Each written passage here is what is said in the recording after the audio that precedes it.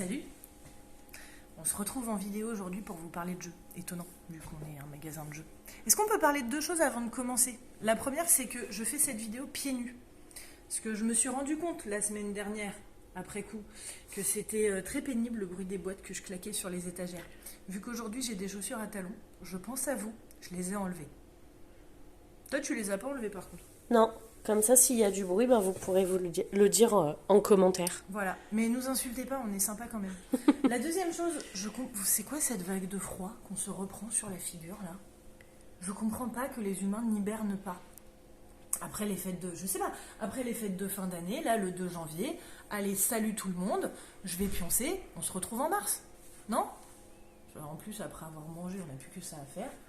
Tu perds du poids pendant que tu dors, le summer body est prêt, ce serait tout bénef. Je comprends pas que l'humain n'hiberne pas. Les retours en stock, du coup, sur ces bonnes paroles. Haut les mains 2, le retour du lapin. Toujours la suite de Haut les mains. Une logique dans le fait que ce soit le numéro 2. Toujours plus de choses à se faire deviner, toujours plus de défis, de haut les mimes, de haut les sons et toujours plus de gages abracadabrants les uns que les autres. On adore, on vous fait deviner des trucs en 1 minute, c'est génial, ça met de l'ambiance. Faites pas faire des trucs trop compliqués à mamie par contre, hein, parce que c'est un coup, parce qu'elle se casse le col du fémur, c'est un peu compliqué. On a reçu Tsuro, qui est un super jeu abstrait dans lequel vous allez piocher des tuiles sur lesquelles il y a des chemins. Vous allez les poser sur un plateau commun, puis déplacer votre petit bonhomme en fonction. Si vous sortez du plateau, c'est perdu. Le but étant d'être le dernier à être encore sur le plateau. C'est génial, ça. On a reçu Piège obscur, en parlant de jeu de survie. Un jeu dans lequel vous êtes dans un labyrinthe un petit peu horrifique, éclairé uniquement à la lueur d'une bougie. À chaque fois que vous vous déplacez, vous n'éclairez que ce qui est autour de vous, donc vous enlevez les tuiles au fur et à mesure.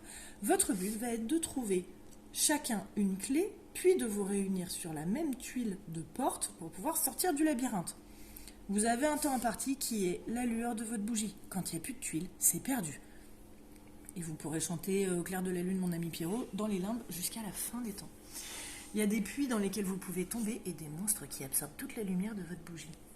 Il y a même une bande son pour vous mettre dans l'ambiance et vous faire peur. Jouez à Piège obscur à la lueur d'une bougie. Un soir d'Halloween. Est-ce qu'on parle de Codename? Le fameux. Et du fait que vous nous dévalisez à chaque fois qu'on en a? Il est revenu. Il y en a un nouveau. Il y a un nouveau Dominion aussi, qui est un grand classique dans le jeu, dans la mécanique de deck building. Oh là là, ça va bien se passer. Vous partez tous avec la même carte. Votre but va être d'acheter de nouvelles cartes de plus en plus puissantes de manière à créer un royaume et à le rendre le plus prospère possible pour avoir le plus de points à la fin de la partie. Il y a plein d'extensions. Vous pouvez y jouer pendant des heures et des heures. Et c'est génial, jouer à 2000 heures. C'est le retour de Red Rising. Si vous connaissez l'univers, jouez au jeu. Si vous connaissez pas l'univers, jouez au jeu quand même. C'est hyper bien. Tu te vois dans le reflet, ouais. C'est ça? Du coup, j'en profite, je vous fais coucou. Voilà, comme ça, tu es présente en vidéo Exactement. également, autre que uniquement de manière auditive. Dans Red Rising, vous allez poser des cartes et récupérer des cartes de manière à trouver les meilleures synergies entre les différents personnages et les différentes familles pour avoir la même carte qui vous rapporte le plus de points à la fin de la partie. Il y a le frigo qui vient de se déclencher. On reste professionnel, s'il te plaît. Ouais, parce que je sais pas si vous avez remarqué, mais on fait ça dans le bar aujourd'hui. Exactement, on a changé de lieu. La semaine dernière, vous avez vu le magasin. Là, on est dans le bar. Je pense que tu peux faire un tour si tu veux. Je vais essayer de pas vous spoiler les prochains jeux. Ce serait dommage. Regardez cette beauté. Bon, allez, reprenons. Revenons à nos moutons. Revenons à nos micro-games. Ils étaient très attendus. On les attendait nous aussi. Des petits jeux qui tiennent dans la poche, qui tiennent dans la main. Oui. La preuve. La preuve. J'ai des grandes mains. Non. Qui tiennent dans un sac. Derrière l'oreille. Derrière les branches de lunettes gênent. Voilà. Et il y a de l'idée. Ça doit pouvoir tenir dans des chaussettes, mais je suis en collant, donc vous ne saurez pas. Voilà. On digresse. 16 joueurs en coop, ça peut se jouer en multi, ça peut se jouer en solo, ça peut se jouer en duo. Ça fait la taille d'un portefeuille. Vous avez la règle, vous avez les cartes, vous pouvez jouer. C'est génial, le concept est fantastique et ça s'emmène partout. Que demander de plus en seule demande? Là, j'ai Megalopolis dans les mains, mais on a plusieurs autres références. Venez chercher les micro-games. Ça, c'était les retours en stock. Les sorties de la semaine. Derrière, il y a le ficus, il s'appelle Phoebe. Faites coucou à Phoebe. Scooby-Doo, le jeu de plateau. Un jeu coopératif et familial à partir de 10 ans, dans lequel on incarne chacun un membre du Scooby Gang, de manière à créer des monstres pour arrêter des pièges. Voilà, allez. Crache les mots, ça fera des phrases. Créer des pièges pour attraper des monstres. Les figurines sont magnifiques.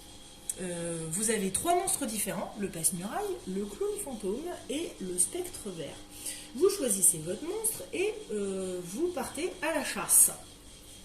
Chaque personnage va pouvoir se déplacer grâce à des cartes d'initiative qui sont juste ici, sur lesquelles il y a un certain nombre de déplacements. Vous vous déplacez, vous n'avez pas le droit d'être 2 sur le même lieu, à part le magasin du Marais pour la fabrication de pièges. Vous allez pouvoir appliquer l'effet d'un lieu là où vous arrivez. Hop, Scooby-Doo, oui. Il se déplace, il arrive ici, il peut récupérer une clé à molette ou bien un filet, plus une carte, plus remettre un jeton de populace. Le monstre, lui, il va se déplacer en fonction du chiffre qui est là et de la couleur de la flèche. On va dire qu'on va jouer avec lui, puisque il fait peur. Bon, ben lui, il était là. Il va pouvoir se déplacer 1, 2, 3, 4. Et ne pas tenir sur ses pieds, apparemment. Écoute, voilà. Là où il arrive, il fait peur à quelqu'un. Du coup, on enlève les jetons. Quand s'il n'y a plus de jetons sur un lieu, le lieu devient hanté. Si 3 lieux sont hantés, la partie est perdue. Mais si on a réussi à créer 3 pièges avant ça, la partie est gagnée. C'est génial, ils ont hyper bien respecté la licence. C'est vrai. Les figurines sont vraiment chouettes et la mécanique fonctionne très très bien. Je vais faire un gros plan sur Scooby. Ouais. Sammy. Voilà. Je fais mal Scooby-Doo, c'est possible. C'était un mix Scooby-Doo Homer. Il y avait un peu de ça, ouais. On s'attendait presque à ce que Scooby aille manger un donut. Exactement. Oh, punaise. Il y a la Mystery Machine également dans laquelle vous pouvez vous déplacer à 2 grâce à des jetons d'essence. Quand vous n'avez plus d'essence, vous n'utilisez plus la Mystery Machine. C'est la pénurie pour tout le monde. C'est comme ça, c'est la vie. C'est la fin de l'abondance, ils l'ont dit. Dans les sorties, on a reçu un ovni dans le monde du jeu. On a reçu Fog of Love. Qu'est-ce que c'est que cette chose? Fog of Love, c'est un jeu de rôle sur plateau pour 2 joueurs, dans lequel vous allez incarner un personnage que vous aurez créé grâce à des cartes que vous aurez tirées au fur et à mesure. Il y a des petites boîtes de rangement. Ouais, je digresse complètement, mais ça, on adore. Vous allez tirer des traits de caractère, représentés juste ici, qui vont être vos objectifs de fin de partie. C'est comme ça que vous gagnez si vous avez réussi à accomplir ce que vous demande le jeu. Bon, vous choisissez un prénom, vous n'avez pas le droit d'utiliser le vôtre, parce que sinon ça n'a pas d'intérêt de créer un personnage. Appelez-vous Gertrude ou Jean-Françoise, comme ça vous fait plaisir. Et racontez des choses. C'est un jeu narratif. Vous allez pouvoir raconter une histoire au fur et à mesure. Comment vous vous êtes rencontrés. Vous racontez vos souvenirs de vacances en fonction des cartes que vous allez piocher. Par exemple, qui rêverais-tu d'inviter à dîner si tu pouvais choisir n'importe qui au monde? Une star de cinéma, un homme ou une femme d'affaires, une figurine historique ou ma grand-mère adorée qui est décédée il y a 12 ans. À chaque fois, vous allez devoir raconter votre choix. Par exemple, on va dire une star de cinéma. J'inviterais qui à dîner comme star de cinéma? Moi, j'inviterais forcément un de mes maris. Au genre pif. Brad Pitt. Ouais, Brad Pitt, par carrément. Exemple. Number Bon, one. on va garder Brad Pitt pour l'exemple parce qu'il n'y a rien d'autre qui me vient en tête. Et de toute façon, je suis trop vieille pour Leonardo DiCaprio. Ça balance. Ça balance. Désolé, hein, on y croit. Je n'y crois plus. On n'y croit plus, j'ai encore 25 ans. Peu d'expérience derrière. Voilà, du coup, vous racontez. Et en fonction du choix que vous aurez fait, par exemple là, une star de cinéma, il y a une flèche orange vers le haut. Du coup, je vais placer un de mes petits ronds en bois sur la piste, ici, d'extraversion. Vers le haut, puisque du coup, on a mis le plateau dans ce sens-là. Le haut est là. La flèche est vers le haut. Je place vers le haut. En fonction de mes traits de caractère, je vais venir faire des choix au fur et à mesure. Vous réagissez pas comme vous réagiriez dans la vraie vie. Vous réagissez comme votre personnage réagirait. Par exemple, là, en l'occurrence, c'était pas un bon choix parce que ça correspond à aucun de mes traits de caractère. Moi, je suis manipulatrice, jalouse et j'ai une addiction au travail. Non, moi, ça peut marcher parce que je suis intense, ouais, gentille et innocente. Pardon. Je sais pas si ça me correspond, mais il y a de l'idée. Intense, oui. Gentille, oui. Innocente. Bah, je suis l'innocence incarnée, clairement. T'as un casier judiciaire vierge. Voilà, on va dire ça. Sinon, tu serais pas là. En dehors de ça, bon, il y a certaines choses sur lesquelles j'ai mis des doutes. Vous avez également des caractéristiques que vous aurez pioché en début de partie et que vous aurez donné à l'autre joueur en lui expliquant pourquoi vous lui donnez ça. En gros, ce que vous avez repéré chez lui ou elle la première fois que vous l'avez vu. J'ai repéré ton parfum en tétant, qui sentait bon les fleurs et le sucre. Tes lunettes ringardes, ouais. Je suis une sorte de friandise.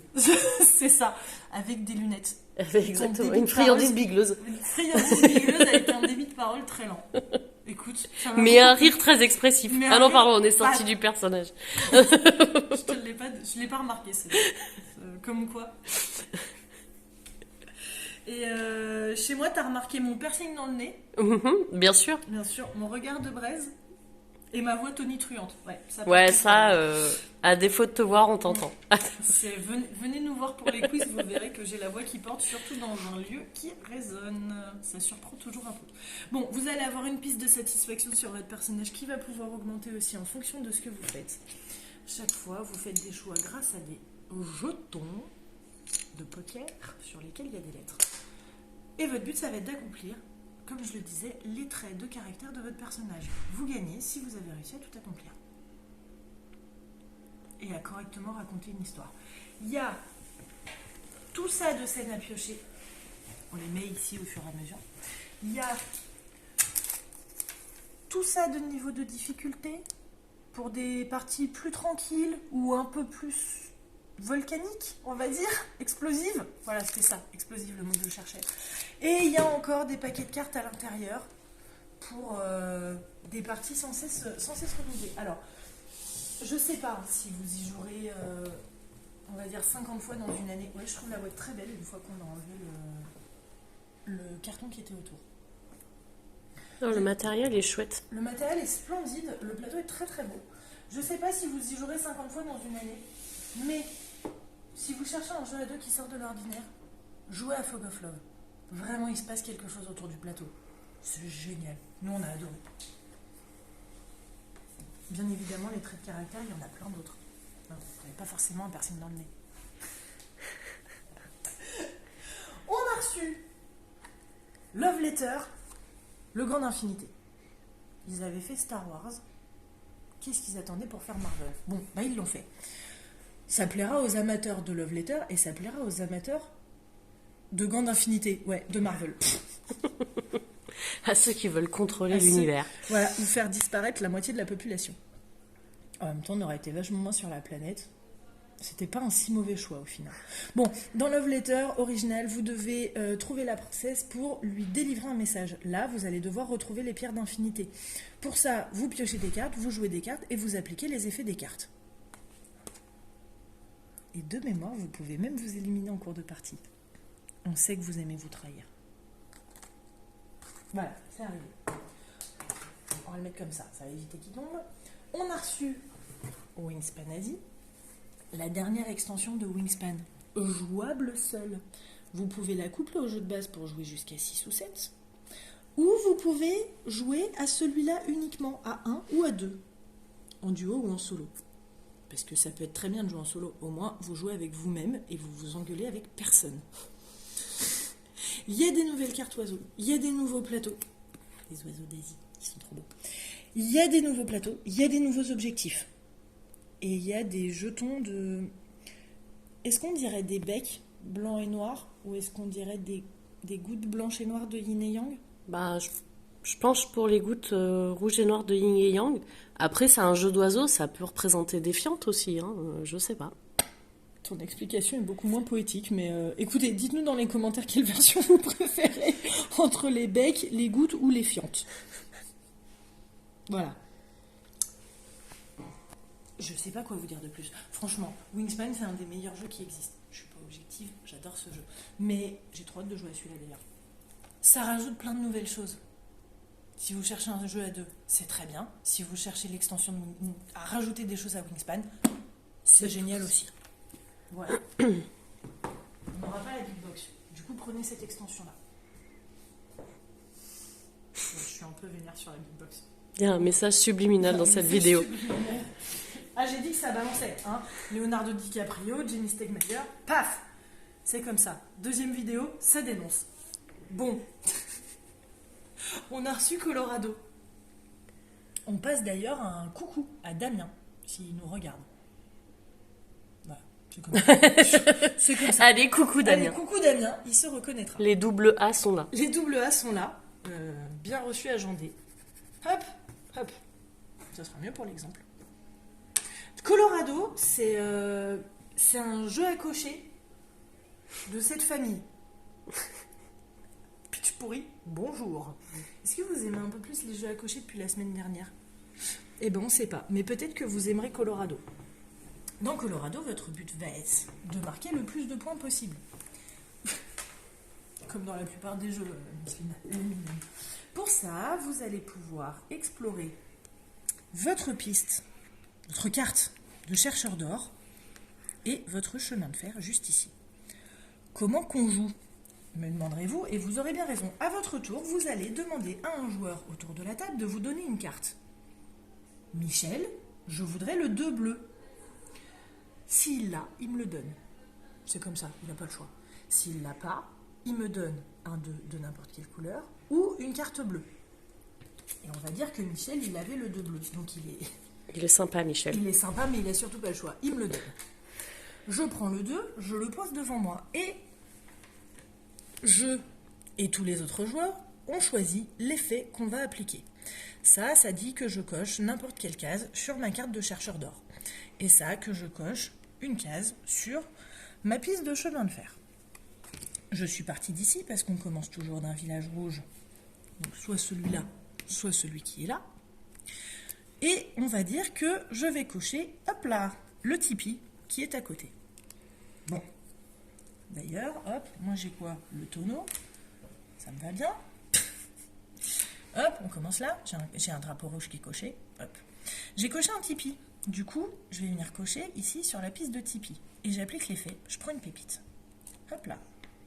Les pépites, elles peuvent servir à payer le coût d'une autre carte pour pouvoir la poser. Ce sont les effets qui sont là.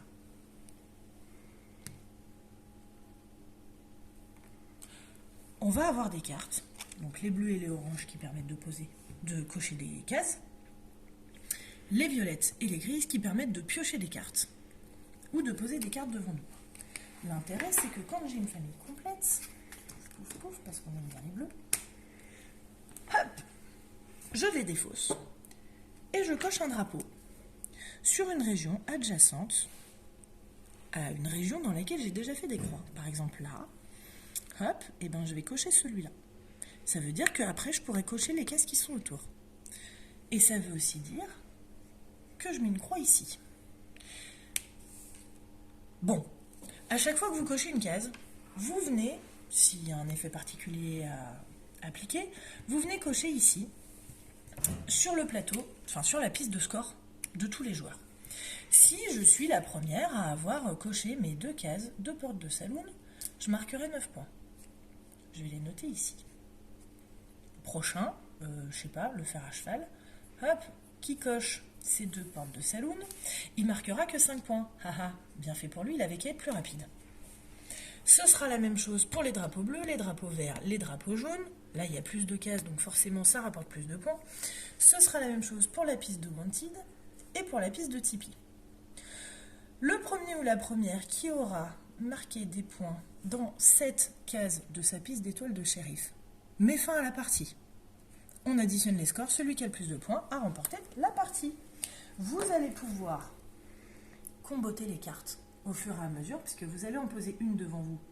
Mais en appliquant son effet, vous pourrez peut-être en poser une deuxième. Et son effet ne bénéficiera qu'à vous. Et peut-être même une troisième. Et au fur et à mesure, comme ça, vous allez marquer des points. Le matériel est génial aussi. Les cartes sont hyper drôles. Je crois que ma préférée, c'est la petite mamie là. Elle me fait vraiment beaucoup rire. C'est Mamie Dynamite, j'ai l'impression. Voilà. La pionnière des chasseurs d'or. C'est exactement ça.